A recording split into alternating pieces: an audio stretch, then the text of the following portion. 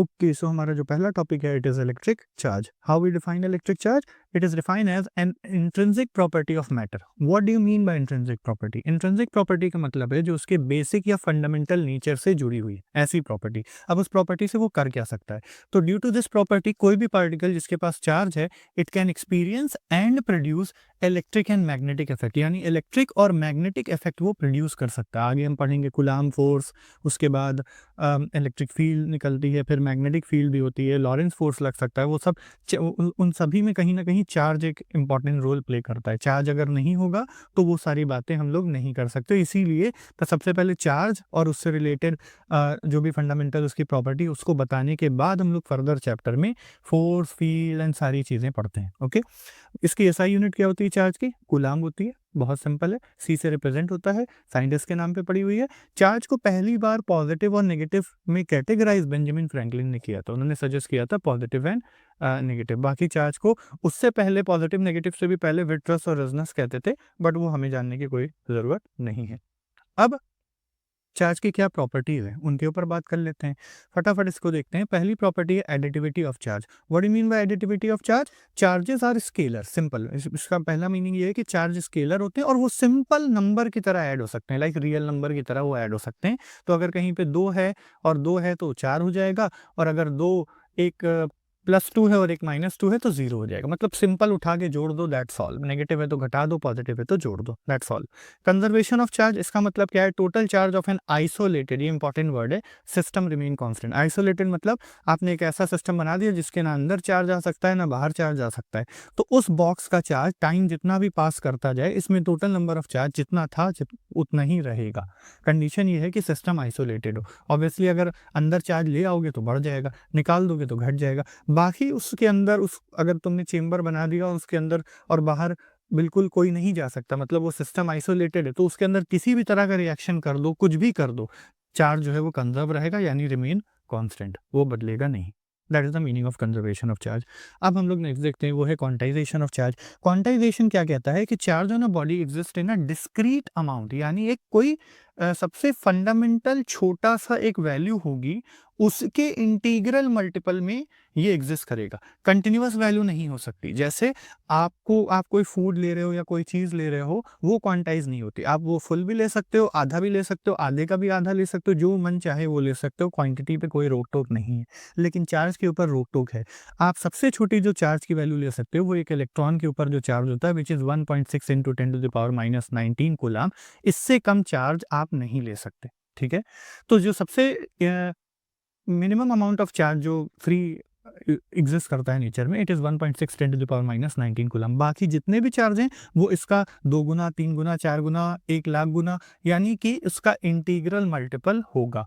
Plus minus इसलिए लगाया है for positive and negative charge, that's all. तो यहाँ पे क्वांटाइजेशन की जो हमारी सिंपल सी इक्वेशन है वो है Q equal to n e plus minus n e, जहाँ n और कुछ नहीं इंटीजर है। E जो है वो चार्ज की वैल्यू है जो हमारे सामने 1.6 10⁻⁻19 कूलम, दैट्स ऑल। आप इसका यूज़ न्यूमेरिकल में भी करोगे और ये बहुत सिंपल सा फॉर्मूला है, इसको ध्यान में रखना है। इसमें कुछ ऐसा खास भी नहीं है जो भूल जाएं, ठीक है।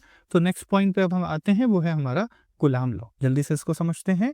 Force of attraction and repulsion. भाई 2 चार्ज रखा है, 10th में भी पढ़ा हुआ है, like charges repel unlike attract. तो ये अट्रैक्ट और रिपेल कर रहे हैं तो फोर्स ही तो लग रहा है। जब करीब लेके आओगे और वो रिपेल कर जा रहा है या फिर अट्रैक्ट कर जा रहा है तो यानी कि लग रहा है फोर्स। वो अट्रैक्शन भी हो सकता है, रिपल्शन भी हो सकता है, ठीक है। तो वो कितना होगा, उसका जो मैग्नीट्यूड है, उसका कितना अमाउंट है और साथ में डायरेक्शन, उसको दिया था कूलाम ने, और उसको हम कहेंगे कूलाम्स लॉ। तो कैसे डिफाइन किया जाता है? Force of attraction and repulsion और repulsion between 2 point charge is given by, किस फॉर्मूले दिया जाता है? 1/4πε0 Q1 Q2 बाय r²। इसका सिंपल मीनिंग उन्होंने कहा था कि वो दोनों चार्ज के ताकत के ऊपर, उनके मैग्नीट्यूड के ऊपर, उनके स्ट्रेंथ के ऊपर डिपेंड करेगा और उनकी डिस्टेंस से इनवर्स स्क्वायर लॉ को फॉलो करेगा। तो डिस्टेंस बढ़ती जाएगी, स्क्वायर टाइम्स वो घटता जाएगा फोर्स, ठीक है। और प्रोपोर्शनैलिटी कांस्टेंट आ गया था 1/4πε0। यहाँ पे एप्सिलॉन नॉट को मीडियम पे भी तो डिपेंड करेगा। अगर आप 2 चार्ज को उतनी ही दूरी में हवा में रखो, आप पानी में रखो, तो क्या फोर्स सेम लगेगा? नहीं, 80 गुना फोर्स कम हो जाएगा। तो यानी कि फोर्स जो है मीडियम पे भी डिपेंड करेगा। और मीडियम की बात को इस पर्टिकुलर कांस्टेंट में हम एक तरीके से इनकोड किया हुआ है, छुपा के रखा हुआ है, उसको कहते हैं परमिटिविटी। परमिटिविटी, ठीक है। तो परमिटिविटी बेसिकली मीडियम के फैक्टर को यहाँ पे रिप्रेजेंट कर रहा है। एयर के केस में एप्सिलॉन नॉट होता है, अदर केसेस में हम लोग एप्सिलॉन से भी रिप्रेजेंट करते हैं, ठीक है। ओके, नाउ ये जो पूरा 1/4 पाई एप्सिलॉन नॉट है, इसको जनरली हम लोग के भी बोलेंगे। ये बहुत जगह हेल्प करता है। इनफैक्ट जब कोई डेरिवेशन कर रहे हो या न्यूमेरिकल बड़े वाले कर रहे हो, तो उसमें 1/4 पाई एप्सिलॉन नॉट बार बार लिखने की जगह वी कैन राइट के, ठीक है। अंडरस्टूड है, वो 1/4 पाई एप्सिलॉन नॉट उसकी वैल्यू होती है। बाकी इसकी वैल्यू कितनी होगी, 9 × 10⁹ और यूनिट हम ध्यान में रखेंगे, यूनिट को ध्यान में रख लेना, बिकॉज न्यूमेरिकल में अगेन हेल्प करेगा। इसके अलावा 9 × 10⁹ तो ठीक है, एप्सिलॉन नॉट की वैल्यू भी ज़रूर याद रखना, आगे गॉस लॉ में न्यूमेरिकल में बहुत काम आता है। तो 8.85 10⁻12 coulomb square per newton metre square, it's very important, so keep in mind, ठीक है। बाकी हम बात करें डाइलेक्ट्रिक कांस्टेंट या रिलेटिव परमिटिविटी क्या होता है, तो रिलेटिव जब भी वर्ड आता है आप यहाँ पे समझ लेना कि कंपैरिजन होता है। कंपैरिजन दो लोगों में, दो चीज़ों में जब भी कंपैरिजन होगा वो रिलेटिव हो जाएगा। तो इसको हम लोग एप्सिलॉन आर या स्मॉल के से कप्पा टाइप के सिंबल से रिप्रेजेंट करते हैं, के से। तो ये बेसिकली दो फोर्सेस का रेशियो होता है। दो फोर्स कौन सा, एक फोर्स हो गया वैक्यूम वाला और एक हो गया किसी मीडियम में। जैसे दो चार्ज को आपने हवा में रखा, वैक्यूम में रखा और दो बार दोनों चार्ज को पानी में डुबो दिया, तो हवा में और पानी में अलग अलग फोर्स लगेंगे, ठीक है। तो उन दोनों फोर्सेस का जो रेशियो होगा वो actually epsilon upon epsilon not के बराबर आएगा। ध्यान ध्यान इसको रखना है। एप्सिलॉन नॉट क्या है, एप्सिलॉन नॉट तुम्हारा वैक्यूम में परमिटिविटी है, वैक्यूम का फैक्टर है, वैक्यूम मीडियम का फैक्टर है, और वैक्यूम वाला जो मीडियम है, और दूसरा जो मीडियम है पानी वाला, उसका एप्सिलॉन है, ठीक है। क्या परमिटिविटी, उसकी बात कर रहे हैं। तो रिलेटिव परमिटिविटी को हम लोग F vacuum upon F medium भी कह सकते हैं, या फिर epsilon in the medium upon में एप्सिलॉन इन द वैक्यूम, तो एप्सिलॉन अपॉन एप्सिलॉन ऐसे भी रिप्रेजेंट किया जा सकता है, ठीक है। तो this is the formula of dielectric constant. Next हम लोग बात करेंगे vector form of coulomb law की। वेक्टर फॉर्म को कैसे रिप्रेजेंट किया जाता है, ऑब्वियसली एक एरो आ जाएगी और यहाँ पे आर कैप आ जाएगा, बाकी तो सब कुछ सेम है। अब ये आर कैप पॉइंट क्या कर रहा है, ये बेसिकली पॉइंट करेगा लाइन ज्वाइनिंग Q1 Q2। तो अगर सपोज करें यहाँ पे एक प्लस क्यू है और यहाँ पे भी प्लस क्यू है, और हम पूछना चाह रहे हैं कि इस वाले क्यू पे, या इसको Q1 कह दें, इसको Q2 कह दें, तो Q2 पे कितना फोर्स लग रहा है, उसकी डायरेक्शन क्या है। तो मैग्नीट्यूड तो ऐसे ही दिया जाएगा, डायरेक्शन के लिए ये दोनों रिपेल करेंगे। तो इसी लाइन ज्वाइनिंग का मतलब क्या है, ये जो दोनों को ज्वाइन करती हुई सीधी लाइन है, इसी लाइन के अक्रॉस ऐसे ये लगेगा, इसका मीनिंग होता है लाइन ज्वाइनिंग। अगर ये एक इसमें से नेगेटिव होता तो ये अट्रैक्टिव होता है इधर की तरफ, लेकिन लगेगा इसी लाइन के अलोंग, ठीक है। तो आर कैप उसी को रिप्रेजेंट कर रहा है। तो हो गया वेक्टर फॉर्म, दैट्स ऑल। बाकी अगर बहुत सारे फोर्स हैं तो यहाँ पे सुपरपोजिशन लॉ लगा देंगे। What do you mean by superposition? Net force on a given charge is the vector sum of forces exerted on it due to all other charge। जैसे अगर आपका मान लें, शायद मेरे पास डायग्राम भी है, इसका मैंने डायग्राम बताया है, तो इसको पहले सिंपली समझ लेते हैं। मान लेते हैं हमारे पास एक कोई चार्ज है ये Q, और यहाँ पे रखा है Q1, यहाँ पे रखा है Q2, यहाँ पे रखा है Q3, सब इसके ऊपर फोर्स लगाएंगे।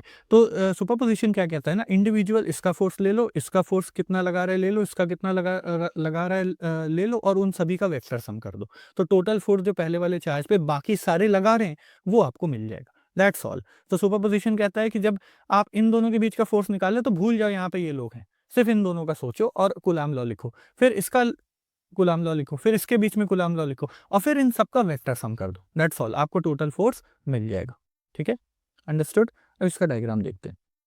डायग्राम में हम लोग सिंपल केस लेके चल रहे हैं। सिंपल केस क्या है, एक Q1 ले लिया और इसके ऊपर Q2 और Q3 मिलके टोटल कितना फोर्स लगा रहे हैं, मुझे ये कैलकुलेट करना, और कुछ नहीं करना है, ठीक है। तो यहाँ 2 से लेके 1 की तरफ जो हमारा डायरेक्शन है उसको मैंने R12 कैप बोला, इसी तरह से 3 से जो 1 की तरफ है इसको R13 कैप बोला, डायरेक्शन रिप्रेजेंट करने के लिए। ऑफकोर्स ये रिपल्सिव फोर्स है तो इधर ही वाला डायरेक्शन यूज होगा, यानी R12 कैप की जरूरत होगी, और ये दोनों रिपेल करेंगे इधर की तरफ, तो R13 कैप की हमें रिक्वायरमेंट पड़ेगी, ठीक है। बाकी ये वाली अच्छा, एक कोऑर्डिनेट सिस्टम ले लिया है ओ, यहाँ से हमने पहले चार्ज की दूरी को R1 बोला है, दूसरे चार्ज की दूरी को R2 बोला है, तीसरे चार्ज की दूरी को R3 बोला है, ठीक है। तो अगर ये R2 है, ये R1 है, तो बेसिक क्लास 11 की फिजिक्स अगर हम लगाएं तो ये वाली आपको मिलेगी R12, जो और कुछ नहीं R2 माइनस R1 होगा। तो उस तरीके से लिखना चाहो तो लिख सकते हो, बाकी ज़रूरत तो ऐसी खास है नहीं न्यूमेरिकल में इस तरीके का कुछ ऐसा इतना इस वे में न्यूमेरिकल नहीं आता। न्यूमेरिकल में आपको डिस्टेंस दी रहती है, आप सीधे रख सकते हो, ठीक है। तो ये वाली डिस्टेंस को हम लोग क्या क्या कह सकते हैं, R12। अगर निकालना है इनकी मदद से तो R2 माइनस R1 करोगे तो ये मिल जाएगा, दैट्स ऑल, ठीक है। तो R12 आपने ले लिया, इसी तरीके से यहाँ वाला R13 ले लिया, तो आपको दोनों चार्ज के बीच की यहाँ की दूरी मिल गई, यहाँ पे दोनों चार्ज के बीच की दूरी मिल गई। तो सिंपल कूलम लॉ लगा दो, 1/4πε0 Q1 Q2 अपॉन R12 का स्क्वायर जो इन दोनों के बीच की दूरी है, और इसी तरीके से R13 का स्क्वायर जो इन दोनों के बीच की दूरी है, ठीक है।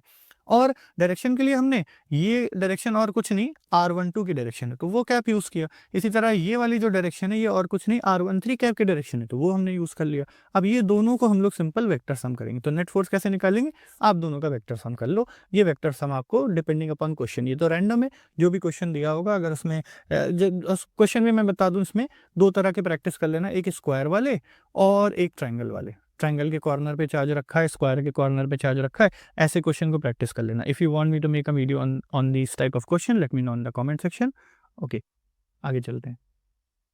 नेक्स्ट है हमारा चार्ज डिस्ट्रीब्यूशन। ये बहुत काम आता है, इसी चैप्टर में काम नहीं आता, अगले उसके अगले उसके अगले ये कहीं पे भी काम आ जाता है, तो इसको जनरली याद रखना। सिंपल सा फॉर्मूला है, पहला है लीनियर चार्ज डेंसिटी, ठीक है, नाम से समझ में आ रहा है लीनियर। इसको रिप्रेजेंट करेंगे लैम्डा से, मिक्स मत करना, लैम्डा सिग्मा और रो तीनों को अलग अलग ध्यान में रखना। लैम्डा वाला जो है वो लीनियर चार्ज डेंसिटी, लीनियर मतलब एक लेंथ पे अगर चार्ज डिस्ट्रीब्यूट हो, एक वायर के अलॉन्ग एक लेंथ के अक्रॉस अगर चार्ज डिस्ट्रीब्यूट हुआ तो dq अपॉन dl कितना चार्ज डिस्ट्रीब्यूट हुआ है पर यूनिट लेंथ, इसको हम लोग कहते हैं लैम्डा। इसको इसकी यूनिट कितनी होती है, कूलाम पर मीटर। ऊपर वाला कूलाम है, नीचे वाला मीटर है, हो गया कूलाम पर मीटर। नेक्स्ट है हमारा सरफेस चार्ज डेंसिटी, कैसे रिप्रेजेंट होगा, सिग्मा से रिप्रेजेंट होगा। सिग्मा बराबर dq by ds, dq by ds मतलब कितना चार्ज डिस्ट्रीब्यूट हुआ है पूरे सरफेस पे। तो अगर कोई ऐसा सरफेस है, इस पे कितना चार्ज डिस्ट्रीब्यूट हुआ है, तो चार्ज पर यूनिट सरफेस। इसमें ध्यान में एक बात रखने वाली ये है कि जनरली सरफेस जब भी आता है तो ज़्यादातर आपके लिए स्फेयर वाला आएगा न्यूमेरिकल में। तो स्फेयर में याद रखना उसका सरफेस 4πr² होता है। वैसे तो ये बहुत पता होने वाली चीज़ है, बट स्टिल मैंने मेंशन कर दिया कि ऐसा अगर स्फेयर आएगा तो टेक द सरफेस 4πr², ठीक है। यूनिट इसकी कूलाम पर मीटर स्क्वायर क्योंकि डिवाइडेड बाय एरिया है। वॉल्यूम में पर मीटर क्यूब हो जाएगा, रिप्रेजेंट रो से होगा, और उसी तरीके से dq बाई dv। अब कोई 3D वॉल्यूम है तो उस पूरे वॉल्यूम में कितना डिस्ट्रीब्यूट हुआ। अगेन अगर हम स्फेयर का केस देखें जो सबसे कॉमन होता है, ड्रॉप है या कुछ ऐसा स्फेरिकल आपको ड्रॉप दिया उसके ऊपर चार्ज दिया, ऐसे न्यूमेरिकल आते हैं तो प्रैक्टिस कर लेना उसका। और वो स्फेयर के केस में आपको v इक्वल टू 4/3πr³ वाला फॉर्मूला लगाना, बिकॉज स्फेयर का वॉल्यूम ये होता है तो ध्यान में रखना, ठीक है। तो स्फेयर का एरिया ये और वॉल्यूम ये, इसको ध्यान में रखना। बाकी रो, सिग्मा और लैम्डा ये तीनों मैंने बता दिया, इनकी यूनिट भी कंफ्यूज मत करना, इतनी होती है। कूलाम मीटर इनवर्स, मीटर की पावर -2 एंड मीटर की पावर -3, ठीक है। नेक्स्ट हम लोग देखेंगे इलेक्ट्रिक फील्ड का कंसेप्ट फटाफट। इलेक्ट्रिक फील्ड को कैसे डिफाइन करेंगे, पहले तो वो स्पेस अराउंड चार्ज जहां पे उसका इफेक्ट इन्फ्लुएंस महसूस किया जा सके, ठीक है। तो जैसे अगर आपने एक चार्ज रख दिया यहाँ पे Q, तो कुछ दूर तक उसका प्रभाव महसूस किया जा सकता है। अब ऑब्वियसली आप नहीं महसूस कर सकते, ये कोई भूत नहीं है कि जिसका प्रभाव आप महसूस कर लोगे। यहाँ पे कोई दूसरा चार्ज जब आएगा ना, तो अगर लाइक होंगे तो वो रिपेल होगा, अनलाइक होंगे तो अट्रैक्ट होगा। तो ये जो अट्रैक्शन रिपल्शन महसूस हो पा रहा है ना, ये एक चार्ज के इर्द गिर्द के कुछ एरिया तक ही महसूस होगा। वो जिस एरिया तक महसूस होगा उस एरिया में हम कहेंगे वहां पे और कुछ नहीं भाई फील्ड है। मतलब एक चार्ज जब अगर कहीं एग्जिस्ट करेगा तो अपने एरिया को वो मॉडिफाई कर देगा। मॉडिफाई का मतलब वहां पे फील्ड छोड़ेगा।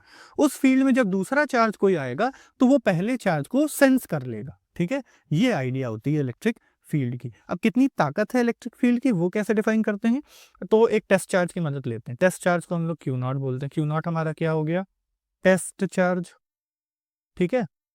जैसे टेस्ट ड्राइव छोटी सी होती है, टेस्ट चार्ज बहुत ही छोटा नाजुक सा एकदम यूनिट अमाउंट का बहुत हल्का सा होता है। तो limit delta Q0 tending to 0 लिखा है, बिल्कुल मासूम सा टेस्ट चार्ज है। अब उसको हमने ला के फॉर एग्जांपल पॉइंट P पे रखा है ये टेस्ट चार्ज, तो वो इस वाले चार्ज की फील्ड को सेंस करेगा, महसूस करेगा। कितनी दूर पे, R दूरी पे। तो इन दोनों के बीच में कुछ फोर्स लगेंगे, उस फोर्स को F का, और वो फोर्स डिवाइडेड बाय इस Q0 को, ये जो Q0 आप हेल्प के लिए लाए हो, हेल्पिंग के तौर पे लाए, उस Q0 से आप डिवाइड कर दो, ठीक है। तो जब आप डिवाइड कर दोगे तो F/Q0 आपको इलेक्ट्रिक फील्ड मिलेगा। यहाँ से न्यूमेरिकल में आपको अक्सर फोर्स निकालना होता है, तो फोर्स जो है वो electric field multiply by Q, ऐसे भी आप लिख सकते हो, ठीक है। तो ये तो बहुत सिंपल सी बात है। बाकी इलेक्ट्रिक फील्ड कितना हो जाएगा, फोर्स पर यूनिट चार्ज, जो चार्ज दूसरा वाला आ रहा है, ठीक है, ये वाला।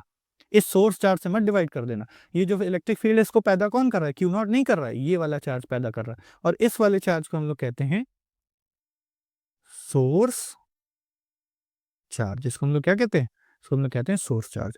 बाकी electric field due two point charge, ये कितनी होती है, पॉइंट चार्ज की वजह से इलेक्ट्रिक फील्ड इसी फॉर्मूले से देख लो ना कितनी होती है। फोर्स का फॉर्मूला कितना होता है, 1/4 pi epsilon naught Q not upon में आर स्क्वायर। अब इसको क्यू नॉट से डिवाइड किया तो क्यू नॉट कट गया, मिला कितना 1/4 pi epsilon naught q by r. अब ऑब्वियस सी बात है मैं इस वाले सोर्स चार्ज की वजह से फील्ड निकाल रहा हूँ, तो उसके फॉर्मूले में कहीं भी क्यू नॉट आना भी नहीं चाहिए, तो वो कट गया, आया भी नहीं। कौन सा चार्ज आएगा, सोर्स चार्ज, जिसकी वजह से हम इलेक्ट्रिक फील्ड कैलकुलेट कर रहे हैं। कितनी दूरी पे, आर दूरी पे। तो 1/4 pi epsilon naught q by r. Direction के लिए r cap simple, positive charge है तो वो अवे हो जाएगा और नेगेटिव चार्ज है तो टुवर्ड्स हो जाएगा। आगे हम वो डायरेक्शन भी देख लेंगे। तो electric field due to system, अब अगर सिस्टम ऑफ चार्ज की बात करें तो बस वही लगा दो, सुपर पोजीशन, मतलब इंडिविजुअल निकाल के जोड़ दो 1/4 पाई एप्सिलॉन नॉट समेशन। यहाँ पे आप लिख सकते हो, कुछ और नहीं लिखने की जरूरत है, क्यू आई अपॉन आर आई का स्क्वायर, मतलब Q1 upon R1 square plus इसी तरह 1/4 pi epsilon nought Q2 upon R2 square, blah blah blah, जैसे कूलाम लॉ में ऐड किया है, वो कूलाम लॉ का सुपरपोजिशन, बस उसी तरीके से आप इंडिविजुअल निकाल के जोड़ सकते हो। पहले चार्ज की वजह से फील्ड, दूसरे की वजह से, तीसरे की वजह से, एंड उनका वेक्टर सम, दैट्स ऑल। बात करते हैं इलेक्ट्रिक फील्ड लाइन के ऊपर। ठीक है, क्या होती है इलेक्ट्रिक फील्ड लाइन, तो ये बेसिकली स्टार्ट होती है पॉजिटिव पे, एंड होती है नेगेटिव पे। अब एंड तो तब होगी जब बगल में नेगेटिव चार्ज है। मान लो अगर ये पॉजिटिव चार्ज अकेला पड़ा हुआ है तो बस आप एरो ऐसे बना दोगे, वो पता नहीं कहाँ तक जा रही है, उसका प्रभाव दूर जाते जाते कम होता जा रहा है। लेकिन अगर कोई नेगेटिव चार्ज पास में है तो वो क्या होगा, पॉजिटिव से निकलेगी और नेगेटिव पे डंप होगी, पॉजिटिव से निकलेगी, नेगेटिव पे डंप होगी, तो उसका ऐसे स्पाइडर की तरह रूप आपको मिलेगा। बाय द वे ये जो चीज़ है इसको हम लोग एक डाइपोल भी कहते हैं, आगे मैं बताऊंगा। तो ये डाइपोल की वजह से फील्ड अगर कभी पूछेगा तो उसमें आपको ये वाला डायग्राम टिक करना है, अगर एमसीक्यू वगैरह में आ गया तो, मतलब पॉजिटिव से निकली नेगेटिव पे गई। ठीक है, एरो का ध्यान देना, उल्टा बना देगा तो ऑब्वियसली वो फंसा रहा है, गलत हो जाएगा, नेगेटिव से पॉजिटिव की तरफ नहीं होना चाहिए, पॉजिटिव से नेगेटिव की तरफ। ठीक है, तो पॉजिटिव से इलेक्ट्रिक फील्ड अवे होगी, नेगेटिव के इलेक्ट्रिक फील्ड जो है वो टुवर्ड्स होगी, नेगेटिव की तरफ आ रही है। ठीक है, और अगर दोनों पॉजिटिव हैं तो रिपेल करेगी, तो ये ऐसे अब ऐसे ऐसे भाग रही है, इधर भी भाग रही है, बीच का एरिया जो है वो वहाँ नल जोन होगा, वहाँ पे फील्ड आपको नहीं बनानी है। ठीक है, तो ये कुछ इंपॉर्टेंट फील्ड है जिनको ध्यान में रखना है। पॉजिटिव चार्ज की वजह से, नेगेटिव की वजह से, दो पॉजिटिव की वजह से, एक पॉजिटिव एक नेगेटिव की वजह से, दैट्स ऑल। ठीक है, अब बात करते हैं हमारा डाइपोल, ये भी इंपॉर्टेंट है। अच्छा, मेरे थ्रू आउट डिस्कशन में कहीं पे ये स्टार दिखे तो उसको इंपॉर्टेंट समझना, तो हम बात करेंगे इंपॉर्टेंट टॉपिक पे। अब आते हैं इलेक्ट्रिक डाइपोल। तो इलेक्ट्रिक डाइपोल बेसिकली क्या होता है, 2 पॉइंट चार्ज ऑफ इक्वल ताकत, equal magnitude, opposite sign, separated by small distance from an electric dipole. यानी कि 2 पॉइंट चार्ज हो, इक्वल ताकत का हो, अपोजिट साइन का हो, और कुछ दूरी पे, स्मॉल डिस्टेंस पे सेपरेट हो किसी, तो वो एक इलेक्ट्रिक डाइपोल कहलाएगा। इसका सिंपल सा डायग्राम हमारे सामने है। एक चार्ज हमने लिया माइनस क्यू और एक चार्ज हमने लिया प्लस क्यू, तो दोनों को क्यू बोला है, दोनों की ताकत सेम है। ठीक है, एक नेगेटिव होना चाहिए, एक पॉजिटिव, दोनों पॉजिटिव या दोनों नेगेटिव नहीं हो सकते, एक नेगेटिव हो एक पॉजिटिव हो और कुछ दूरी पे सेपरेट हो। दूरी जो है जिस पे ये सेपरेट, उसको हमने 2L कहा है।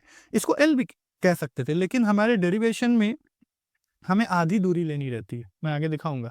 तो आधी दूरी अगर मैं पूरी को L ले लूं तो आधी L/2 हो जाएगी और उससे फॉर्मूला कॉम्प्लिकेटेड हो जाएगा, तो वो ना हो इसलिए हम पूरे को, हम लोग डिस्टेंस को 2L बोलेंगे, तो आधी दूरी L हो जाएगी, ये आधी दूरी L हो जाएगी। तो याद रखना, पूरी डिस्टेंस को जनरली 2L या कुछ लोग 2A ये भी प्रेफर करते हैं, लेकिन 2 लगा के लिया जाता है। ठीक है, तो ये हो गया हमारा एक इलेक्ट्रिक डाइपोल। डाइपोल मतलब एक नेगेटिव एक पॉजिटिव बराबर ताकत के कुछ दूरी पे सेपरेट हो, मिड पॉइंट को ओ बोला है। रिप्रेजेंट कैसे करते हैं, अच्छा, डाइपोल तो हो गया। अब डाइपोल से जुड़ा एक क्वांटिटी होती है, उसको हम कहते हैं डाइपोल मोमेंट। ठीक है, डाइपोल मोमेंट। डाइपोल मोमेंट कैसे लिखा जाता है, P equal to q into 2L, ऐसे लिखा जाता है। वेक्टर क्वांटिटी है, ध्यान में रखना, डाइपोल मोमेंट कैसा है, वेक्टर है। इसकी डायरेक्शन बहुत ज़्यादा इंपॉर्टेंट है, याद रखना बेटा, नेगेटिव से पॉजिटिव की तरफ होता है। ये देखो मैंने एरो बना के दिखाया है, तो नेगेटिव से पॉजिटिव की तरफ होता है, कभी इसके उल्टा नहीं होता। डायरेक्शन क्या, ये अच्छा, ये तो मेंशन भी मैंने किया हुआ है, ये देखो, direction from negative to positive, it is a vector quantity. यहाँ पे मुझे दोबारा मेंशन करने की ज़रूरत नहीं है, यहाँ लिखा हुआ है वेक्टर क्वांटिटी है, डायरेक्शन कहाँ है, नेगेटिव टू पॉजिटिव। यूनिट इसकी कितनी है, हमें फॉर्मूला कितना है वो देखें, रिप्रेजेंट होता है पी से, वेक्टर क्वांटिटी ये होता है दोनों में से किसी एक चार्ज की, दोनों की बराबर है, तो कोई भी एक चार्ज की ताकत यानी क्यू ले लो, और उनके बीच की दूरी हमने 2l लिया है तो 2l ले लो, that's all, q into 2l। बाकी l का जो वेक्टर है वो आपको यही दिखाना चाह रहा है कि ये नेगेटिव से पॉजिटिव के अलोंग पॉइंट हो रहा है, ठीक है। एसआई यूनिट कितनी होती है डाइपोल मोमेंट की, जो p है उसकी एसआई यूनिट कितनी होती है, चार्ज की क्या यूनिट होती है, कूलाम, और 2 की तो कोई यूनिट है नहीं, लेंथ की यूनिट मीटर, तो इसकी सिंपल यूनिट हो जाएगी कूलाम मीटर, ध्यान में रखिएगा, दैट्स ऑल। नेक्स्ट हमारा आ गया हॉट टॉपिक, इंपॉर्टेंट टॉपिक जो बहुत ज़्यादा पूछता है बोर्ड एग्जामिनेशन में, और इसमें बहुत इंपॉर्टेंट एक हम चीज़ भी मेंशन करते हैं जो बहुत ध्यान में रखना, ठीक है, अगर कभी पूछ लेगा तो फंस सकते हो। Electric field due to electric dipole, तो ये जो मासूम सा डाइपोल पढ़ा है ना, इसके दो कॉम्प्लिकेटेड डेरिवेशन है। पहला है इलेक्ट्रिक फील्ड निकालना at an axial point, axial point सब पढ़ते हैं इसको, दूसरा नाम है एंड ऑन पोजीशन। तो ये भी ध्यान में रखना कि एक्सियल पॉइंट की जगह अगर आपसे कभी पूछ ले कि भाई एंड ऑन पोजीशन पे फील्ड निकालो, तो जानते रहना एक्सियल का डेरिवेशन पूछ रहा है ना, पता ही नहीं होगा तो करोगे कैसे, तो इसका ध्यान में रखना। इसका डायग्राम हमारे सामने, एक हम टिप देंगे यहाँ पे, एक इंपॉर्टेंट टिप हम देना चाहेंगे, आपकी मर्जी इसको फॉलो करिए, नहीं भी फॉलो करेंगे तो अगर आप स्मार्ट स्टूडेंट हैं तो आंसर तब भी निकाल लोगे, लेकिन अगर आप थोड़ा सा भी नर्वस हो तो इसमें फंस सकते हो अगर इस टिप को फॉलो नहीं करोगे। फॉलो करने की टिप क्या है, नेगेटिव को लेफ्ट में रखना जब भी बोर्ड एग्जाम में डेरिवेशन करना, और पॉजिटिव को राइट में रखना। अगर इस चीज़ को फॉलो करोगे ना, इसी को हर बार प्रैक्टिस करोगे, यही बोर्ड में लिखोगे तो कोई दिक्कत नहीं होगी। अगर ये एक दो बार किए हो, अब बोर्ड एग्जाम में इधर पॉजिटिव इधर नेगेटिव करके लगे करने डेरिवेशन, तो सब उल्टा पुल्टा हो जाएगा और चांस है कि आप गलती करो। तो लेफ्ट साइड पे नेगेटिव रखो, राइट पे पॉजिटिव रखो, यही की हैबिट बना लो, बात खत्म। तो लेफ्ट में नेगेटिव रख दिया, राइट पे पॉजिटिव रख दिया। यहाँ से दूरी कितनी है, 2l हमने माना है, मिड पोजीशन से दूरी इतनी कितनी हो जाएगी, l, ये कितनी हो जाएगी l, ठीक है। और इसी मिड पोजीशन से हमने कोई पॉइंट जो ब्रॉड एंड ऑन पोजीशन या एक्सियल लाइन पे हमने कोई पॉइंट ले लिया p। एक्सियल लाइन का मीनिंग क्या है मैं बताना भूल गया, जो दोनों चार्ज को ज्वाइन करती हुई सीधी लाइन है, इसी लाइन को एक्सियल कहते हैं। तो हम इसके एक्सियल के इधर साइड में हम लोग पॉइंट p को लिया है, ठीक है। तो ये हमने पॉइंट p को ले रखा है। अब इस पॉइंट की दूरी हमने सेंटर से कितनी बताई, r, क्लियर। तो प्लस क्यू चार्ज से ये दूरी कितनी हो जाएगी, r माइनस एल, ये पूरा r है, ये इतना l है, तो इतनी दूरी हमारी हो जाएगी r माइनस एल, और माइनस क्यू से जो है वो हो जाएगी r प्लस एल। तो दो हमें डिस्टेंसेस मिल गई, ठीक है, एक बात हो गया। ई एक्सियल अगर हम निकालेंगे, अच्छा मैंने इसका डेरिवेशन डिटेल यहाँ मेंशन नहीं किया है, आई थिंक इसके डेरिवेशन में ज़्यादा कुछ करना नहीं, मैंने इंपॉर्टेंट सारे फॉर्मूले मतलब जो भी डायग्राम है वो तो बता दिया। अब इसमें आपको कुछ और करना नहीं है, आपको सिंपली यहाँ, एक मिनट रुको, इसके बीच में इतनी दूरी पे आपको एक बार इलेक्ट्रिक फील्ड का फॉर्मूला लिख लेना है, उसको E1 बोल दो, और एक बार इतनी दूर पे लिखना है, उसको E2 बोल दो, और दोनों को सिंपली ऐड करो, थोड़ा सा उसको सॉल्व करो कि आपको फाइनल फॉर्मूला मिलेगा। ये कितना मिल जाएगा, E axial equal to 1/4πε0 2pr upon में r square minus l square का होल स्क्वायर, 2pr, p और कुछ नहीं, डाइपोल मोमेंट है। ये क्या है, डाइपोल मोमेंट, ध्यान में रखना, ठीक है। डायरेक्शन p की अच्छा, इलेक्ट्रिक फील्ड की नेट डायरेक्शन किधर की तरफ है, जिधर डाइपोल होता है, यानी कि नेगेटिव टू पॉजिटिव। तो याद ये भी रखना है कि एक्सियल फील्ड में, एक्सियल पॉइंट पे जो इलेक्ट्रिक फील्ड की डायरेक्शन होगी, डायरेक्शन अलोंग p, यानी नेगेटिव टू पॉजिटिव। अब एक इंपॉर्टेंट केस जो हमारे न्यूमेरिकल में आता है वो ये है कि जब l बहुत कम हो r से, मतलब r काफी दूर है और l जो है डाइपोल छोटा सा है, तो उस केस में आप l को इग्नोर कर दो, l की जगह 0 कर दो, तो ये हो जाएगा r की पावर 4, तो ऊपर से एक r कटेगा, r क्यूब बचेगा। ये बड़ा इंपॉर्टेंट है, इसीलिए मैंने इसको एस्टेरिक मार्क किया। तो इलेक्ट्रिक फील्ड एक्सियल पॉइंट पे कितनी होगी, 1/4πε0 2 times dipole moment divided by r cube, बाकी डायरेक्शन हमारी नेगेटिव से पॉजिटिव होगी इस फील्ड की, ठीक है, डाइपोल के अलोंग डायरेक्शन होगी। दूसरा वाला क्या है, वो है इक्वेटोरियल लाइन वाला, इसको ब्रॉड साइड ऑन पोजीशन भी कहते हैं, ये भी बहुत ज़्यादा ज़रूरी है, इसको ध्यान में रखना मत भूलना, इसको ब्रॉड साइड ऑन पोजीशन कहते हैं। अगर ये पूछ लेगा तो याद रखना, इक्वेटोरियल पॉइंट या इक्वेटोरियल लाइन पे आपसे कह रहा है कि फील्ड निकालो, तो ई इक्वा हमने लिखा इक्वेटोरियल के लिए, फॉर्मूला इसका हमने डेराइव नहीं किया, डायरेक्ट लिखा है। तो 1/4πε0 माइनस p अपॉन में r square plus L square की पावर 3/2, तो ये फॉर्मूला याद रखना। ठीक है, ये वाला फार्मूला याद रखना। इसमें क्या है, हमारा डायग्राम बता दें, ये डायग्राम को थोड़ा सा मैं डिस्क्राइब कर दूं। इस डायग्राम में अगेन ये पूरी डिस्टेंस को 12 लिया है। ब्रॉड साइड ऑन पोजीशन या इक्वेटोरियल पोजीशन का मतलब होता है मिड पॉइंट से ये जो परपेंडिकुलर लाइन जा रही है, इस लाइन पे कहीं पे भी आप पॉइंट ले लो। तो हमने यहाँ पे एक पॉइंट ले लिया, इसी पॉइंट को हमने पी बोला, यहीं पे हमें फील्ड निकालनी है। ठीक है, ये वाला एंगल यहाँ पे थीटा बना रहा है, ये वाला एंगल हमारा यहाँ पे थीटा बना रहा है। क्लियर। फोर्सेस कैसे लगेंगे, एक फोर्स इधर डाउन लगेगा, एक फोर्स इधर लगेगा।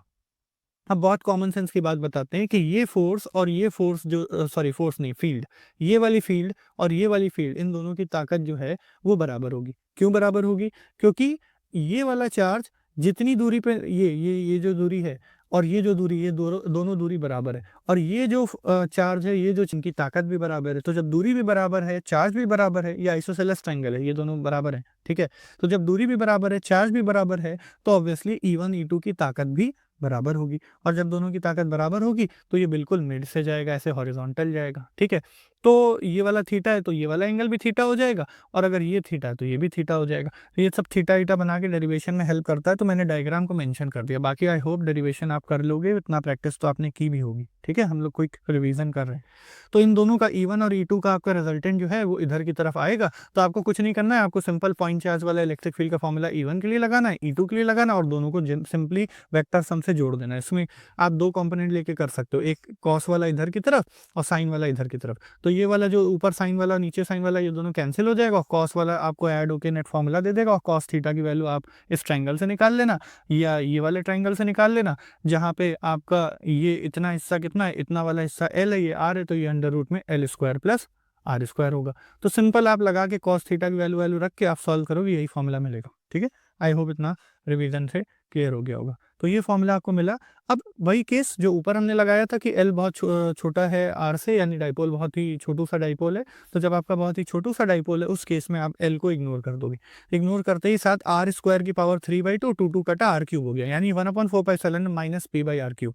अब दोनों की ताकत को जरा कंपेयर करो, ये है 2P/R क्यूब, ये है P/R क्यूब। तो हम ताकत की बात करें तो कह सकते हैं E एक्सियल जो है वो 2 टाइम्स इक्वेटोरियल होता है, मतलब इक्वेटोरियल का जब डबल करोगे तब आपको एक्सियल मिलेगा। एक बात ये हो गई। दूसरी बात ये है, इक्वेटोरियल की जो डायरेक्शन होती है वो माइनस पी होती है, यानी कि आप देख सकते हो। अच्छा, मैंने खुद ही सजेस्ट किया था ऊपर वाले केस में कि लेफ्ट साइड पे हमेशा नेगेटिव रखना और राइट साइड पे पॉजिटिव रखना, और यहाँ मैंने डायग्राम को थोड़ा सा ऐसा अपोजिट में बना दिया। कोई प्रॉब्लम नहीं है, आप इक्वेटोरियल के लिए इधर पॉजिटिव इधर नेगेटिव रखे हो, बट अगेन मेरे सजेशन के अकॉर्डिंग ही जाओ। मैंने खुद ही अपने सजेशन को फॉलो नहीं किया, क्योंकि कोई नहीं, डायग्राम बनाना मैंने बिल्कुल नहीं कहा कि गलत है, आप बना सकते हो, आप पॉजिटिव इधर नेगेटिव इधर बना सकते हो। बट मेरा बस एक सजेशन ये है कि जो भी करो एक चीज़ फिक्स कर लो, नेगेटिव पॉजिटिव इधर रखा है तो नेगेटिव ही पॉजिटिव रखो, या उल्टा करना है उल्टा, एक चीज़ करो, मिक्स मत करो। जो भी प्रैक्टिस कर रहे हो वो एक चीज़ करो। तो अगर मैंने यहाँ पे पॉजिटिव नेगेटिव रखा है तो ये इक्वेटोरियल में पॉजिटिव ही नेगेटिव कर लो, मगर बार बार बदलना मत कि एक बार डेरिवेशन इधर पॉजिटिव रख के कर रहे हो, इधर नेगेटिव रख के कर रहे हो, दूसरी बार कुछ और कर रहे हो। तो ये चीज़ मेरा बस कहने का मतलब है। आपने यहाँ माइनस रखा, यहाँ पे प्लस रखा, ठीक है, तो आप माइनस प्लस ही रख के प्रैक्टिस करते रहो। इसमें अगर आप माइनस प्लस रख के करना चाह रहे हो तो माइनस प्लस ही रख के करो। मैंने प्लस माइनस कर दिया है तो भाई प्लस माइनस से भी प्रैक्टिस कर सकते हो, प्रॉब्लम नहीं है। अलग अलग बुक में आपको ये इधर उधर मिलेगा, लेकिन खुद ना कंफ्यूजन रखना, एक चीज प्रैक्टिस कर लेना। कहने का मेरा मतलब बस इतना था। ओके, तो आपको ये फाइनल फॉर्मूला तो मिल गया। अब बात कर लेते हैं टॉर्क के ऊपर। Torque on an electric dipole placed in a uniform electric field. Again ये बहुत ही ज्यादा हॉट टॉपिक है, इंपॉर्टेंट टॉपिक है। ठीक है, टॉर्क कैसे डिफाइन होता है? Force into perpendicular distance. अब आओ देखते हैं, टॉर्क जब भी लगेगा कोई चीज घूमेगी तो कैसे क्या हो रहा है वो देखते हैं। एक यूनिफॉर्म फील्ड है, इस यूनिफॉर्म फील्ड में आपका एक डाइपोल रखा हुआ है। कहाँ रखा है? ये देखो, ये डाइपोल रखा हुआ है। ये डाइपोल यहाँ पे देखो, ये माइनस क्यू है, और आप इसको देखो, ये प्लस क्यू है। दिख रहा है? ये डाइपोल हो गया। अब इस डाइपोल में आप देख सकते हो ये पूरी डिस्टेंस को हमने 12 लिया हुआ है। ठीक है, और मान के चला है कि ये जो डाइपोल है ये हमारे इलेक्ट्रिक फील्ड से थीटा एंगल पे रखा है। आप इस एंगल को भी थीटा कह सकते हो। अगर यहाँ पे मैं लाइन ज्वाइन करूँ तो ये एंगल भी आपका थीटा ही है। ठीक है, नीचे वाला माइनस क्यू है। अब आपको पता है इलेक्ट्रिक फील्ड इधर पॉजिटिव है, इधर नेगेटिव है, पॉजिटिव से नेगेटिव जाती है। तो ये वाला नेगेटिव चार्ज है तो इस पे फोर्स इधर लगेगा पॉजिटिव की तरफ, और ये पॉजिटिव चार्ज है तो इसका नेगेटिव की तरफ लगेगा। तो यानी कि दो फोर्स लग गए, इधर की तरफ और इधर की तरफ। ऊपर मैंने पढ़ाया था फोर्स बराबर क्यू ही होता है, और इधर भी क्यू ही होगा, दोनों क्यू बराबर है। और फील्ड पूरी की पूरी यूनिफॉर्म है, तो इधर भी जितनी फील्ड होगी उधर ही उतनी फील्ड इधर भी होगी। यानी आपको दो ताकत बिल्कुल बराबर मिल गई है। एक मिली है फोर्स क्यूई इधर की तरफ और एक क्यूई मिला है हमें इधर की तरफ, मतलब दो फोर्स लग रहा है अपोजिट डायरेक्शन में। तो जब भी दो फोर्स, जैसे स्टीयरिंग पे एक नीचे लगाओ एक ऊपर लगाओ तो स्टीयरिंग घूम जाएगी, तो उसी तरीके से टॉर्क ऐसे लग, ये दो फोर्स इधर और इधर लग रहे हैं तो ये घूमेगा, सिंपल सी बात है, ठीक है, ये घूमेगा, ये रोटेट होगा। अब टॉर्क लग कितना रहा है उसका फॉर्मूला कैसे निकालेंगे, तो परपेंडिकुलर दूरी हमें ये दिख रही है, ये निकालेंगे।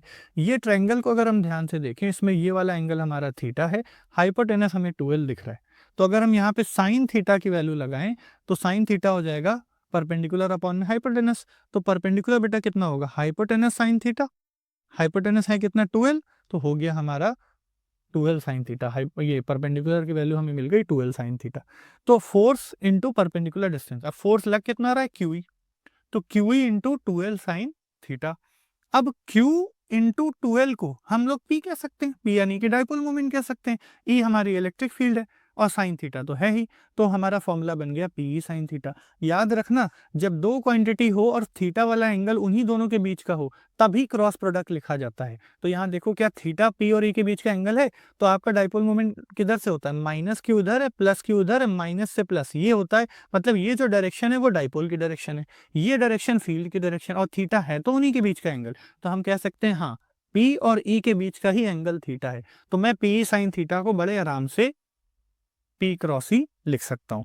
याद रखने वाली एक बहुत ज़रूरी बात जो बच्चे नहीं ध्यान में रखते हैं, इतने सारे थीटा आते हैं ना, पूरे 12 13 14 जो भी आपके चैप्टर हैं, इतने थीटा आते हैं कि बच्चे मिक्स कर देते हैं। याद रखना यहाँ वाले फॉर्मूले में थीटा जो है वो डाइपोल मोमेंट और इलेक्ट्रिक फील्ड के बीच का एंगल है, न्यूमेरिकल में हेल्प करेगा। अब बात कर लेते हैं मिनिमम और मैक्सिमम टॉर्क की। जो मिनिमम टॉर्क है वो है हमारा थीटा इक्वल टू 0 डिग्री या फिर पाई वाले केस में, क्योंकि दोनों केस में साइन 0 साइन पाई दोनों ही 0 होता है, तो आपको टाउ मिनिमम जो है वो इस केस में मिलेगा जब आपका ओरिएंटेशन 0 या पाई हो। जब आपका ओरिएंटेशन 90 हो उस केस में साइन 91 होता है, तो आपको टाउ मैक्सिमम मिलेगा PE इंटू 1 यानी PE, इतना हो जाएगा टाउ मैक्स की वैल्यू। तो मिनिमम टॉर्क मैक्सिमम टॉर्क, ये दो तरीके के टॉर्क आप ध्यान में रखोगे स्पेशल केस के तौर पे। अब नेक्स्ट हमारा है न्यूमेरिकल के लिए बहुत इंपॉर्टेंट, मेरा सजेशन है आपका work done in rotating a dipole. Theta 1 से थीटा 2 अगर आप डाइपोल रोटेट करो, पहले वो थीटा 1 पे रखा था और बाद में आप उसको थीटा 2 एंगल पे ले आए इलेक्ट्रिक फील्ड से, तो फॉर्मूला ये रहेगा, वर्क डन हो जाएगा PE ब्रैकेट में cos theta 1 minus cos theta 2। तो ये फोर्स ये वर्क डन का फॉर्मूला ध्यान में हम लोग रखेंगे। ओके, अब हम लोग धीरे धीरे गॉस लॉ की तरफ बढ़ रहे हैं। तो हमारा एक टॉपिक है एरिया वेक्टर का, ठीक है। एरिया वेक्टर को कैसे डिफाइन किया जाता है, एरिया का मैग्नीट्यूड ले लो और वेक्टर के लिए डायरेक्शन ले लो उसके परपेंडिकुलर, उसको एन कैप से रिप्रेजेंट कर दो, सिंपल। तो एरिया वेक्टर, जैसे हमने अगर इस एरिया को पूरे डेल्टा एस बोला है, तो डेल्टा एस वेक्टर जो होगा मैग्नीट्यूड मतलब एरिया का जो भी वैल्यू आ रही है, जितना मीटर स्क्वायर सेंटीमीटर स्क्वायर, और डायरेक्शन के लिए एन कैप किधर पॉइंट करेगा, इसके परपेंडिकुलर। तो वही लिखा है एरिया ऑफ क्लोज फिगर और direction perpendicular to the surface. ये सिंपल सी मीनिंग होती है एरिया वेक्टर की, ये डायग्राम में साफ दिख रहा है। अब फ्लक्स को डिफाइन कर लेते हैं, कैसे होगा, it is proportional to the number of electric field line that are normally passing through that surface. एक स्केलर क्वांटिटी होती है, मैं दो केसेस में अभी दिखाने वाला हूँ, कितनी इलेक्ट्रिक फील्ड लाइन नॉर्मली किसी एरिया से पास हो रही है, ठीक है। ये होती कैसी है, एक स्केलर क्वांटिटी होती है, मैं आगे अभी इसका फॉर्मूला दिखाऊंगा। इसकी यूनिट क्या होती है, न्यूटन मीटर स्क्वायर पर कूलम, फॉर्मूला भी दिखाएंगे, या फिर जूल मीटर कूलम इनवर्स, या फिर वोल्ट मीटर। तो कभी आपको कोई क्वांटिटी दी है जिसकी यूनिट ये और ये है, तो याद रखना वो इलेक्ट्रिक फ्लक्स है। ध्यान में रखो, इस सब यूनिट को याद होनी चाहिए। वोल्ट मीटर कहते हैं, सबसे कॉमन यही है। न्यूटन मीटर स्क्वायर कूलम, ये वाली भी कॉमन है, ये वाली थोड़ी कभी कभी रेयर केस में आपको कहीं दिखेगी, ठीक है। होती तीनों एक ही चीज़ है, बात एक ही चीज़ है, ठीक है। डायमेंशन निकालोगे तीनों का सेम है। अब दो केस जिसका मैंने अभी मेंशन किया था, पहला केस है कि भाई आपका जो एरिया है ना, ये एरिया का नॉर्मल यानी एन कैप इधर की तरफ पॉइंट कर रहा है, और मान लो इलेक्ट्रिक फील्ड भी इधर ही पॉइंट कर रही है, ठीक है, यानी कि इलेक्ट्रिक फील्ड इससे सिंपली नॉर्मली जा रही है। तो आपका फ्लक्स का फॉर्मूला सिंपल हो जाएगा, electric field multiply by area, ठीक है। फ्लक्स में वैसे इलेक्ट्रिक फील्ड और एरिया को मल्टीप्लाई क्यों करते हैं, बिकॉज जितनी ज़्यादा आपका इलेक्ट्रिक फील्ड की ताकत होगी गिवन एरिया से, उतनी ज़्यादा इलेक्ट्रिक फील्ड पास होगी, यानी फ्लक्स ज़्यादा होगा। तो फ्लक्स को तो इलेक्ट्रिक फील्ड के प्रोपोर्शनल होना ही था, और एरिया जितना बड़ा होगा ऑब्वियसली उतनी ज़्यादा फील्ड पास होगी, तो फ्लक्स को एरिया के भी प्रोपोर्शनल होना चाहिए। तो phi equal to e s, बिल्कुल सही है, कोई दिक्कत नहीं। यहाँ पे थीटा किसके किसके बीच का एंगल है, angle between area vector n cap and electric field. तो देख सकते हो वो दोनों जीरो है, दोनों एक ही डायरेक्शन में पॉइंट कर रहे हैं। तो इस केस में आप सिंपल ES लगा दोगे। लेकिन अगर मान लो इलेक्ट्रिक फील्ड किसी एंगल रैंडम पे है, टेढ़ा मेढ़ा है, उस केस में क्या होगा?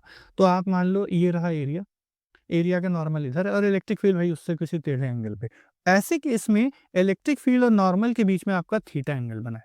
तब क्या करना है, आपको उसका एक ऐसा कंपोनेंट लेना होगा इलेक्ट्रिक फील्ड का जो कि नॉर्मल के अलोंग पॉइंट हो, क्योंकि उसी तरीके से फ्लक्स को डिफाइन किया गया है। तो वो हमारा हो जाएगा E cos थीटा वाला कंपोनेंट। तो पूरा बनाएंगे तो फॉर्मूला हो जाएगा ES cos थीटा, जिसको dot product E dot S, ये वाला इंपॉर्टेंट है, ध्यान में इसको रखना। ठीक है, तो जब किसी अदर एंगल पे होगा तब आपको डॉट प्रोडक्ट करना होगा, जहां थीटा किसके बीच का एंगल, इलेक्ट्रिक फील्ड और एरिया के नॉर्मल के बीच का है, याद रखना इनके बीच का एंगल है। बाकी अब बात कर लेते हैं हमारे बहुत इंपॉर्टेंट गॉस थ्योरम पे। ठीक है, गॉस थ्योरम कैसे रिप्रेजेंट किया जाता है? गॉस थ्योरम फ्लक्स का ही एक ऑल्टरनेटिव सिंपल सा फॉर्मूला होता है। कैसे रिप्रेजेंट होता है? फाई यानी कि फ्लक्स, इलेक्ट्रिक फ्लक्स, ई मतलब electric flux, it is equal to close integral E dot d s. ये हमने क्या किया है, ये टोटल निकाला है। जो ऊपर मैंने फ्लक्स ऐसे बता दिया था ना, E डॉट एस, अगर मान लो हम इसको छोटे छोटे मतलब टेढ़ा मेढ़ा एरिया है, उस केस में आप टोटल एरिया एक बार में S नहीं बोल सकते, तो टोटल एरिया इंटीग्रेट करना पड़ेगा। तो मैथमेटिकली पूरे एरिया को क्लोज इंटीग्रल हमने निकाला है। तो ये और कुछ नहीं, इसी चीज़ को लिखने का तरीका है उस केस में जब आप एरिया डायरेक्टली निकाल नहीं सकते, बहुत ही ज़्यादा आपका मान लो रफ एरिया है, तो उस केस में आप ऐसे लिखते हो फ्लक्स को। यही चीज़ है, दोनों एक ही बात को मोटा मोटा बता रहा है। ठीक है, तो गॉस थ्योरम क्या होता है, जो इलेक्ट्रिक फ्लक्स आपका होता है यानी integral of E dot d S, वो आपका सिंपली इतने बवाल से अच्छा है, Q बाई एप्सिलॉन नॉट के बराबर होता है। गॉस नहीं कहा था, और यही है गॉस लॉ, सिंपल। यहाँ पे Q के बारे में एक खासियत है। Q है क्या? टोटल इनक्लोज्ड चार्ज, वो टोटल चार्ज जो हमारे किसी सरफेस में इनक्लोज्ड है, it is total enclose charge. ठीक है, ओके, मैं एक एग्जांपल से इसको समझाता हूँ। यहाँ पे हम लोग एक गॉसियन सरफेस को इमेजिन करते हैं। गॉसियन सरफेस कोई भी इमेजिनरी सरफेस होता है जिससे आप फ्लक्स निकालना चाहते हो, बात खत्म। तो मान लो हमें हमें ये कोई टेढ़ा मेढ़ा सरफेस है, यहाँ से हमें बताना है कि भाई फ्लक्स कितना है। चलो बताओ, कैसे बताएंगे? तो गॉस लॉ से बताएंगे। अब मान लेते हैं यहाँ पे चार्ज है +5 कूलम, माइक्रो कूलम, -2 भी पड़ा है, +3 भी पड़ा है। तो हम लोग क्या करेंगे, +3 वाले को इग्नोर करेंगे। Y ignore? बिकॉज ये बाहर है, इनक्लोज नहीं है, तो हम इसको नहीं इंक्लूड करेंगे। हम टोटल चार्ज कितना लेंगे जो गॉसियन सरफेस के अंदर है, यानी +5 और -2। तो टोटल चार्ज हम लेंगे +-2, +5 -2 यानी कि 3 माइक्रो कूलम। और फ्लक्स निकालने के लिए इसी 3 माइक्रो कूलम को एप्सिलॉन नॉट से डिवाइड कर देंगे। इसीलिए मैंने ऊपर मेंशन किया था कि भाई एप्सिलॉन नॉट की वैल्यू जो 8.85 10⁻12 होती है SI यूनिट में, इसको याद रखना, मत भूलना। ठीक है, अब बात कर लेते हैं हम लोग गॉस थ्योरम के एप्लीकेशन पे। ठीक है, electric field due to infinitely long charge wire. मेरी बात को याद रखना, ये वाला इस पूरे चैप्टर का सबसे इंपॉर्टेंट टॉपिक है, बहुत इंपॉर्टेंट। और बोर्ड में कभी ना कभी ये देख लो रिपीट होता रहता है कुछ सालों पे, तो याद रखना ये वाला भी, उसके बाद जो सेकंड वाला, ये दोनों ही बहुत इंपॉर्टेंट है। ठीक है, इनफैक्ट जो चौथा वाला है ये शेल वाला, ये सारे इंपॉर्टेंट है। तो फटाफट ये सारे एप्लीकेशन को देखो, ऑल एप्लीकेशन आर इंपॉर्टेंट, कोई ना कोई ज़रूर एग्जाम में फंस सकता है, आ सकता है। Electric field due to infinitely long charge wire. तो आपका एक इनफाइनाइटली लॉन्ग चार्ज वायर है, आप उससे इलेक्ट्रिक फील्ड कैलकुलेट करना चाह रहे हो। मान लो आप R दूरी पे कैलकुलेट करना चाह रहे हो। ठीक है, तो अगर आप देखो इससे इलेक्ट्रिक फील्ड ऐसे निकलेगी, आउटवर्ड, रेडियली आउटवर्ड निकलेगी। और ये जो कर्व एरिया आपने बनाया, इस एरिया का वेक्टर किधर की तरफ होगा, वो भी इधर की तरफ होगा। तो दोनों के बीच में एंगल कितना होगा? थीटा आपका 0 होगा। मान लो लाइन चार्ज है, तो उसके लिए लीनियर चार्ज डेंसिटी जो ऊपर हमने डिफाइन किया था, वो लैम्डा हम लोग लेट करके चल रहे हैं। तरीका मैं दिखा रहा हूँ कैसे आप डेरिवेशन करोगे। अब गॉस थ्योरम का अप्लाई करते हैं। तो गॉस थ्योरम जब अप्लाई करेंगे तो जो टोटल इंटीग्रल होगा E डॉट डी एस, वो अकॉर्डिंग टू इतना होना चाहिए Q बाई एप्सिलॉन नॉट के। Q को हम लोग क्या लिख सकते हैं? हम Q को लिख सकते हैं लैम्डा एल, बिकॉज मैंने ऊपर पढ़ाया था लैम्डा होता है चार्ज अपॉन वेव लेंथ। ठीक है, तो Q को हम लिख सकते हैं लैम्डा एल। तो Q हो गया lambda L upon epsilon not. अब अगर हम टोटल एरिया निकालें, ऊपर वाला एरिया क्यों नहीं लेंगे? ऊपर वाला एरिया इधर पॉइंट करेगा और फील्ड ऐसे निकल रही, तो इनमें बनेगा 90 डिग्री। और जब आप E डॉट एस करोगे तो ES cos 90 से ये वाला ऊपर वाला 0 हो जाएगा, तो वहां से कोई फ्लक्स नहीं मिलेगा। वैसे भी कोई फील्ड यहाँ नहीं निकल रही, सारी फील्ड कैसे, ऐसे। तो ऊपर वाले से क्या कोई फील्ड निकल रही है क्या? नहीं निकल रही। नीचे से कोई फील्ड निकल रही है क्या? नहीं निकल रही। जो भी फील्ड निकल रही है वो उसके कर्व एरिया से निकल रही है। तो हम इंटीग्रेट करने में जो एरिया निकालेंगे उस एरिया को सी एस ए यानी कि कर्व्ड सरफेस एरिया ये बोलेंगे। अब ये कर्व सरफेस एरिया हमारा फॉर्मूला पता होना चाहिए भाई। सिलेंडर का curve surface area 2 pi r और एल होता है। बचपन में इसको 2 पाई आर एच कहते थे। यहाँ पे लेंथ एल माना है, इसकी लेंथ को हमने एल माना है, तो 2 पाई आर एल कह रहे हैं, ठीक है। तो E equals E into 2 pi R L और lambda L upon epsilon not, L L काट दिया, तो फाइनल हमें फॉर्मूला इलेक्ट्रिक फील्ड का मिल गया लैम्डा अपॉन में 2 पाई आर एप्सिलॉन नॉट। बहुत ज़्यादा इंपॉर्टेंट है, एक्सट्रीमली इंपॉर्टेंट है। Let me mention it with my favourite colour, important, okay, very important, याद रखना। ये हमारा फाइनल डेरिवेशन है lambda upon 2 pi r epsilon naught. Second हमारा इंपॉर्टेंट है, वो है electric field due to thin infinite, लिखा हुआ है थिन इनफाइनाइट, ये प्लेन लिखा हुआ है, सब मिट गया। Electric field due to thin infinite plane sheet of charge, इसकी वजह से फील्ड कितनी होगी? तो इसका फॉर्मूले का, अच्छा इसका न्यूमेरिकल बहुत इंपॉर्टेंट है, ठीक है, इसका न्यूमेरिकल पूछता है, तो मैंने फॉर्मूला मेंशन कर दिया है इसका। मैं एक तरीके से होमवर्क कह लो, प्रैक्टिस कह लो, आप इसकी प्रैक्टिस करना, इसका डेरिवेशन करना और मुझे बताना कमेंट सेक्शन में कि डेरिवेशन आपको समझ में आया कि नहीं। तो इसका डेरिवेशन मैंने मेंशन नहीं किया, मैंने सिंपल से इसका फॉर्मूला मेंशन किया। एक अगर आपकी इनफाइनाइटली प्लेन शीट है, उससे अगर आप किसी दूरी पे निकालोगे तो दूरी डिपेंड ही नहीं करती, इसका फॉर्मूला सिंपल होता है सिग्मा अपॉन 2 एप्सिलॉन नॉट। हर दूरी पे सेम, आर पे डिपेंड ही नहीं कर रहा है, sigma upon 2 epsilon naught for any infinite plane sheet. और अगर कोई चार्ज कंडक्टिंग शीट है, ठीक है, कोई infinite plane sheet of charge है, वो एक अलग बात है, अगर वो लाइक नॉर्मल इंसुलेटिंग शीट, अगर कंडक्टिंग शीट है उसमें formula sigma upon epsilon naught होता है। तो दो फॉर्मूला ध्यान में रखना, एक होता है सिग्मा अपॉन 2 एप्सिलॉन नॉट, और अगर कंडक्टिंग वर्ड यूज कर रहा है तो sigma upon epsilon not, numerical में अगेन काम आएगा, याद रखना। बाकी प्रैक्टिस करो derivation, late me know in the comment section की डेरिवेशन कर पा रहे हो कि नहीं। छोटा सा डेरिवेशन है उसका। अगर इलेक्ट्रिक फील्ड दो equal and oppositely charge parallel, ये पैरेलल लिखा हुआ है, parallel plane sheet of charge, उससे कितनी होगी? मतलब आपका एक पॉजिटिव शीट है बड़ी सी और एक नेगेटिव शीट है, दोनों के वजह से कितनी इलेक्ट्रिक फील्ड होगी? तो तीन रीजन है, आप देख सकते हो, ये वाला रीजन, ये वाला रीजन, इनको हम कहेंगे आउटसाइड प्लेट, और दोनों प्लेट के बीच का रीजन, इसको हम कहेंगे inside, between the two plate. तो बिटवीन द टू प्लेट याद रखना, अगर एक पॉजिटिव और एक नेगेटिव अपोजिट शीट है, तो बिटवीन द प्लेट होगा सिग्मा अपॉन एप्सिलॉन नॉट, और बाहर के रीजन में यहाँ और यहाँ जीरो होगी, याद रखना। ये जब हम लोग सेकेंड चैप्टर में पैरेलल प्लेट कैपेसिटर पढ़ेंगे ना, वहां पे ये काम आएगा। पैरेलल प्लेट कैपेसिटर ऐसे ही दिखता है, तो वो वहां काम आएगा। बाकी आ गया हमारा फेवरेट चौथा टॉपिक, जो अगेन इंपॉर्टेंट है, ठीक है। यहाँ पे मैं एक चीज को बस बना दूं, ये कंप्लीट हो गया। तो ये क्या है? ये हमारा एक थिन शेल है, electric field due to thin charge spherical shell of radius r. तो रेडियस इसका आर है। तो ये डायग्राम पता है क्या दिखा रहा है? डायग्राम दिखा रहा चार्ज शेल के अंदर में कोई फील्ड नहीं होगी, सरफेस पे मैक्सिमम फील्ड होगी और बाहर घटती जाएगी, इतनी सी बात है। अब इसको कैसे है वो देखते हैं। At point outside inside the sphere, अब भाई जो भी चार्ज शेल है वो चार्ज जो है वो उसके यहाँ पे लाई कर रहा है, मान लेते हैं क्यू चार्ज उसके सरफेस पे लाई कर रहा है, दिया हुआ है। तो इंटीरियर में जब हम लोग कोई गॉसियन सरफेस लेंगे तो इंटीरियर में कोई चार्ज ही नहीं है, तो जब चार्ज ही नहीं है तो आप फ्लक्स निकालोगे, तो फ्लक्स कितना आएगा? इसका फ्लक्स कितना आएगा? क्यू अपॉन में एप्सिलॉन नॉट, और वो आएगा जीरो क्योंकि चार्ज ही नहीं है। और जब फ्लक्स जीरो है तो फ्लक्स होता कितना है? फील्ड इनटू एरिया, वो जीरो है तो फील्ड भी कितनी आएगी? जीरो, खत्म बात।